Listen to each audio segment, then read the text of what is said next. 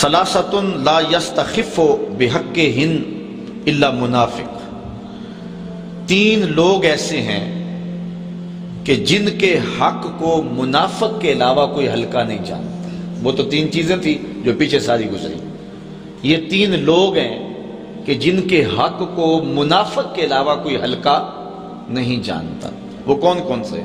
ذو الشیبۃ فی الاسلام، جس نے اسلام میں بڑھاپے کو پا لیا، جو بوڑھا ہوا، بوڑھے کے حق کو منافق نہیں جانتا، باقی ہر مومن جانتا ہے کہ اس کا حق کیا ہے اور اس کی تعظیم کرتا ہے۔ امام ابو نعیم نے لکھا ہے جو شخص 80 سال کی عمر میں انتقال کرتا ہے، اللہ تعالیٰ اس کے بڑھاپے کا حیا کرتے ہوئے بغیر حساب کے جنت عطا فرماتا ہے، اور جو شخص 90 سال کی عمر میں انتقال کرتا ہے، اللہ تعالیٰ اس کے بڑھاپے کا حیا کرتے ہوئے اس کو قیامت کے دن حق شفاعت عطا فرمائے گا۔ تو بخشا ہوا ہی ہے، اب جس کی تو چاہتا ہے اس کی بھی سفارش کر دے، اس کو جنت میں لے جائے۔ یہ اللہ کا خاص کرم ہوگا بوڑھے کے اوپر۔ حضرت بایزید بسطامی کہتے ہیں انتقال کے بعد کسی کو خواب میں ملے 72 سال کی عمر میں انتقال ہوا تھا، تو کسی نے کہا کہ سناؤ کیا حال ہوا؟ کہا اللہ نے کرم کر دیا۔ کہا کیسے؟ کہا جب میں اس کے روبرو پیش ہوا نا تو اللہ تعالیٰ نے مجھے فرمایا اے بوڑھے بتا میرے پاس کیا لے کر آیا ہے، اے بوڑھے بتا میرے پاس کیا لے کر آیا ہے۔ تو میں نے عرض کی مالک بادشاہوں کی دہلیز پہ اگر کوئی فقیر آئے تو بادشاہ یہ تو نہیں پوچھا کرتے کیا لے کر آئے ہو، بادشاہ تو فقیروں کو یہی پوچھتے ہیں کیا لینے آئے ہو۔ میں لے کر کچھ بھی نہیں آیا، تیری رحمت لینے آیا ہوں۔ اللہ تعالیٰ نے بغیر حساب کے میری مغفرت فرما دی۔ تو بوڑھے کی عزت اور تکریم یہ ایمان کی علامت ہے، اور جو بوڑھے کی عزت نہیں کرتا ہے وہ منافق ہوگا۔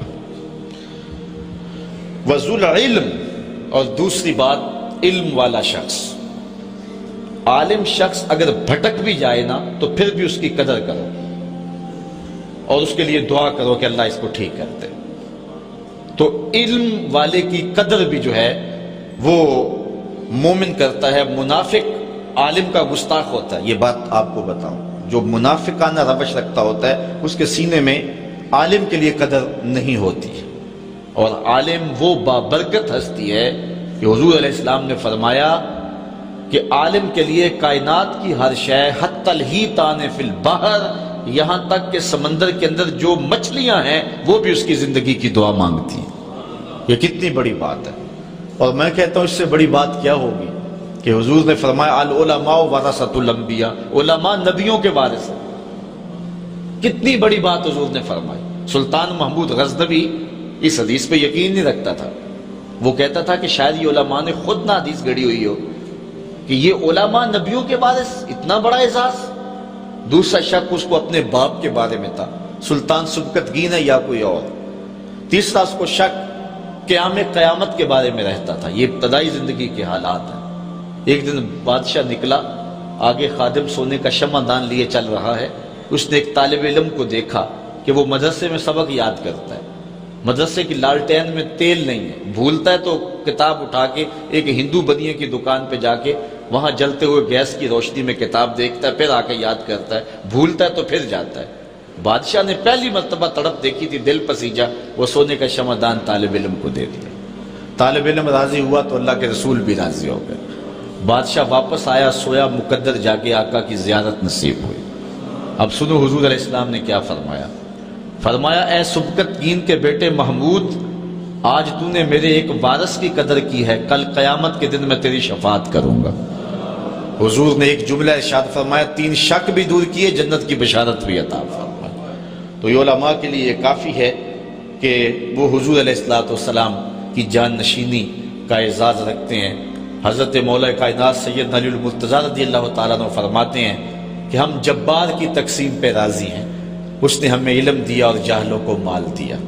مال جو ہے یہ فرعون اور نمرود کی وراثت ہے، اور علم انبیاء کی وراثت ہے۔ تو جو ہوگا منافق وہ عالم کی قدر نہیں کرے گا۔ وَإِمَامٌ مُقْسِطٌ، اور تیسرا شخص جس کی منافق عزت نہیں کرتا وہ عادل حکمران ہے، امام مقسط ہے، عادل قاضی ہے۔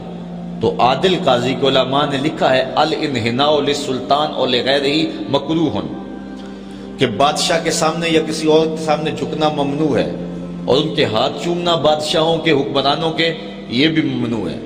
لیکن اگر کوئی عادل حکمران ہو جو عدل و انصاف سے دھرتی میں امن قائم کرے تو اس کا اگر ہاتھ چوم لیا جائے محبت سے تو یہ کراہت نہیں ہوگی، کیونکہ وہ بھی اللہ تعالیٰ جل شانہ کی ایک عطا ہے جو انسانیت کو عطا کی۔